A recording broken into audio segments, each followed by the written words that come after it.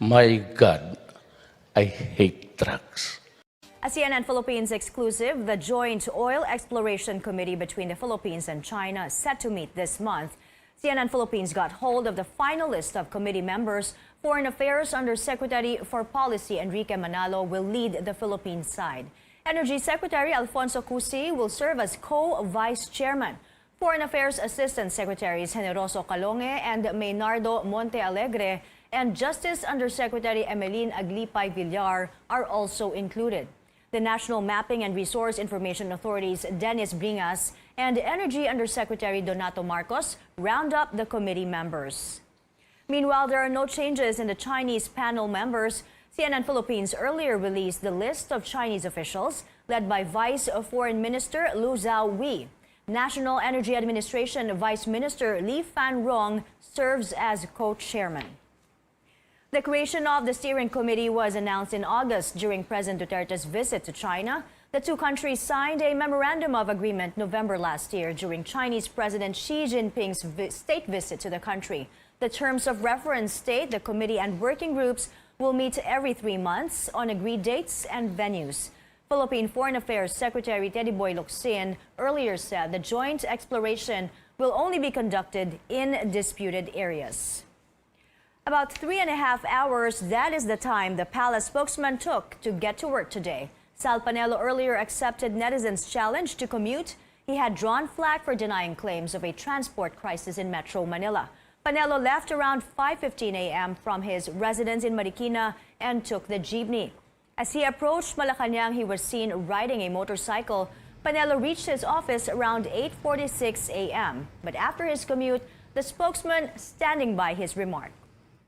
You don't have to ride a jeepney or LRT to know the situation. We know that common sense will tell you that everyone suffers from the horrible traffic situation. That's a given. I said that's a given. My purpose really was to ride in the LRT, but when these media people suddenly came, I don't want to be covered, but they're all here. So I decided not to take the LRT anymore. Maybe tomorrow I will. First, it was thousands of fish amounting to about 1 million pesos found dead south of Manila Bay. Today, authorities also discovered dead mussels. Caroline Bunkin has this story. Thousands of dead fish end up in this portion of a protected area in Parañaque and Las Piñas.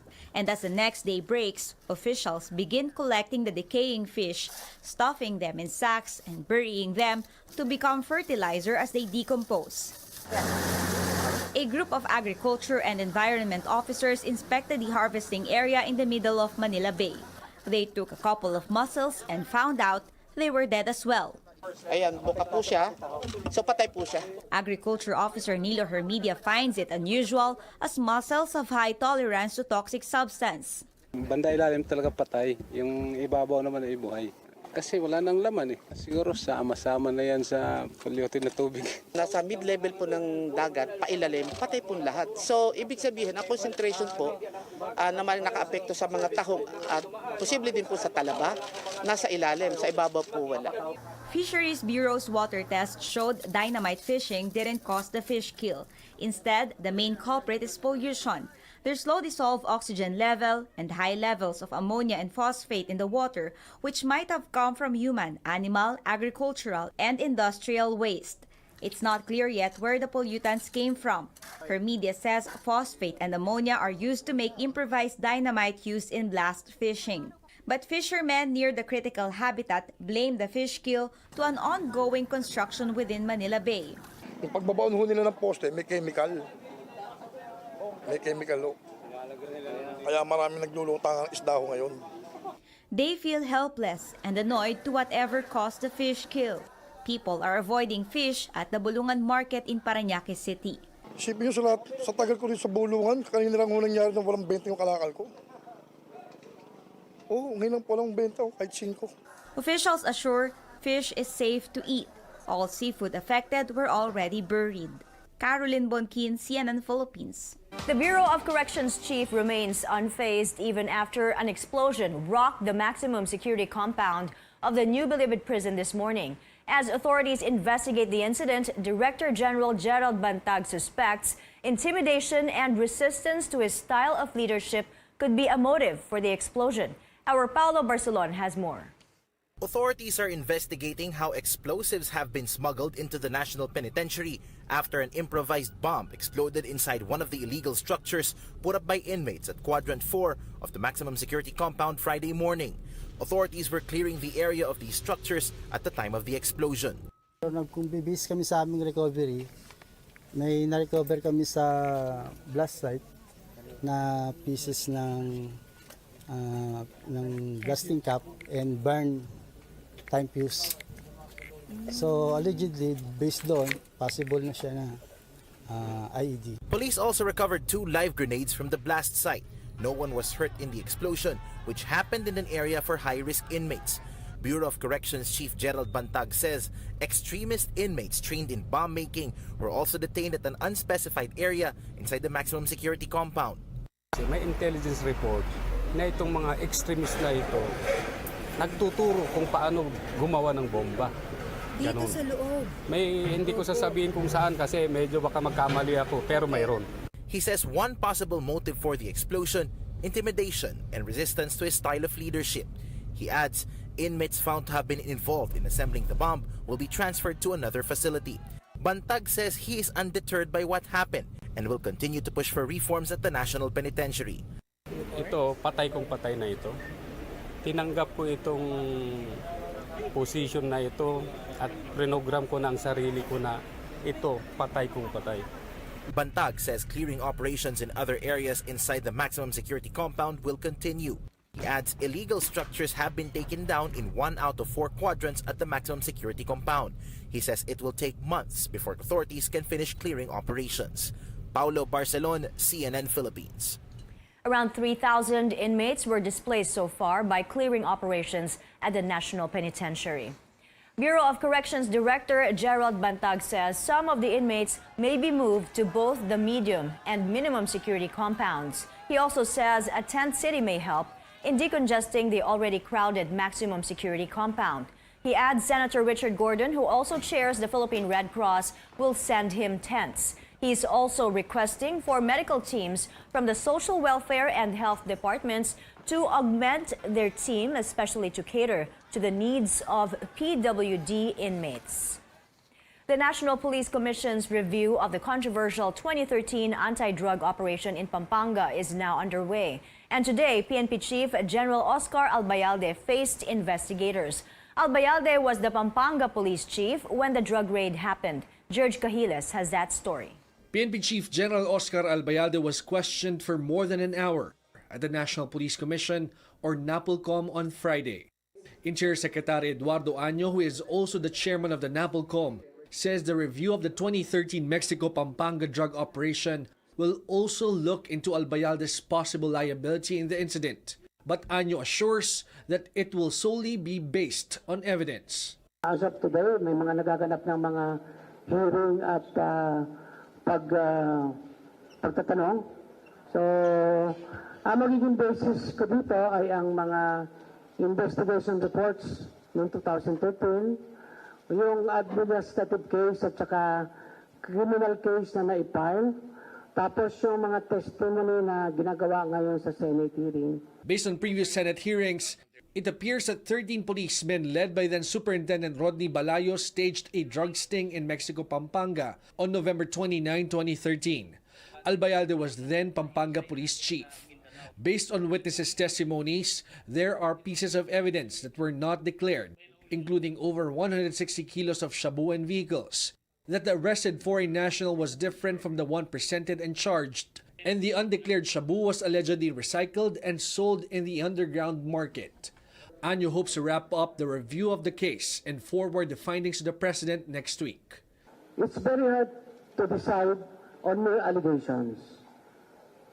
Kasi pwede kasing ako, mag-produce ako ng 10 tao tapos magpakwento ako tungkol sa'yo.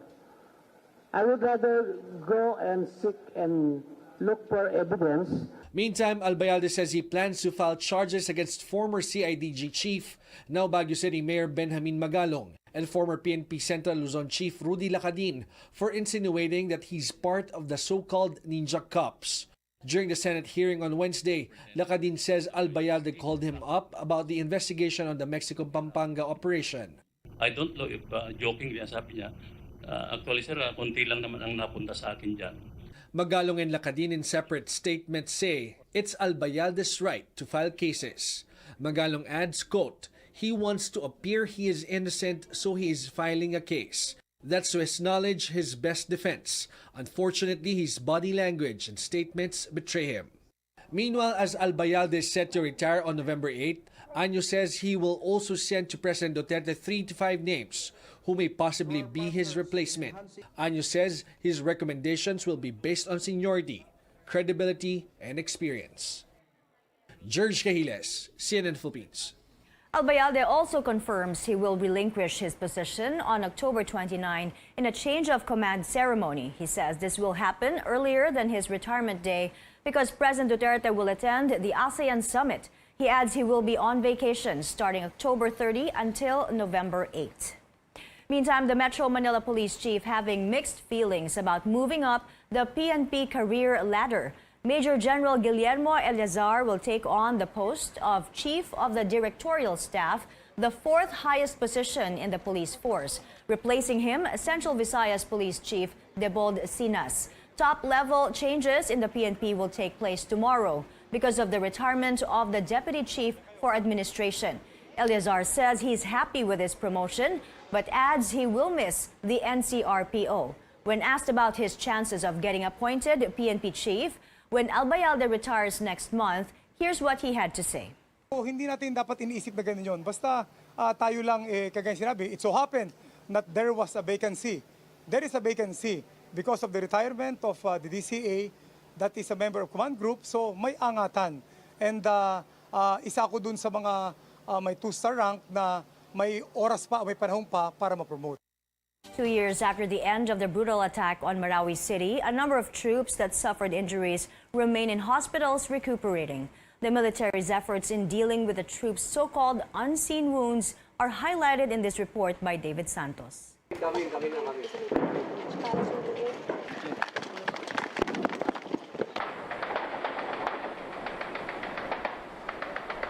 Following the Marawi campaign in 2017, wounded soldiers struggling to cope with the aftermath of a prolonged and intense fighting.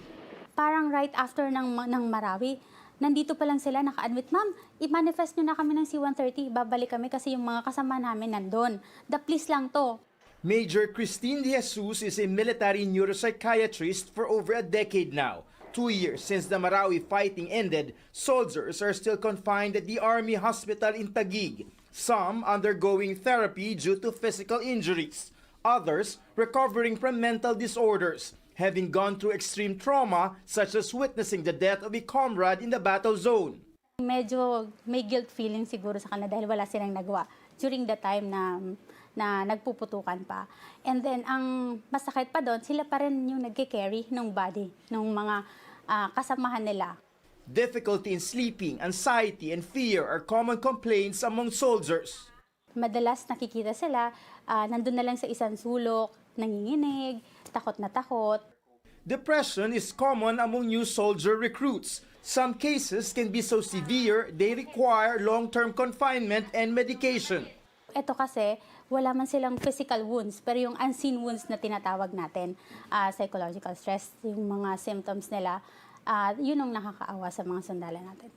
All of the more than 100,000 soldiers and officers of the armed forces go through mandatory periodic physical and psychological exams either for re-enlistment or promotion. The public stigma on mental illness remains a problem in the organization whose members are prone to occupational stress. Ine-educate naman nila na hindi ito dapat ikahiya. Hindi ito kabawasan sa inyo. Kasi ang feeling nila, sundalo kami. Parang macho kami. So hindi namin yan mararanasan. There is lack of AFP data on the cases of mental illness among its troops, though there have been recurring instances of soldiers committing suicide or going amok. Alcoholism and domestic violence also are seen as symptoms of how soldiers are coping with combat stress. lahat naman tayo dumaranas ng stress, 'di ba? Normal naman ito. However, it depends on how you deal with that. De Jesus notes that Filipino soldiers remain more resilient than their foreign counterparts in terms of handling stress, largely due to our culture of having close-knit family ties. But still, a long way to go in terms of promoting mental health care among our troops. David Santos, CNN Philippines.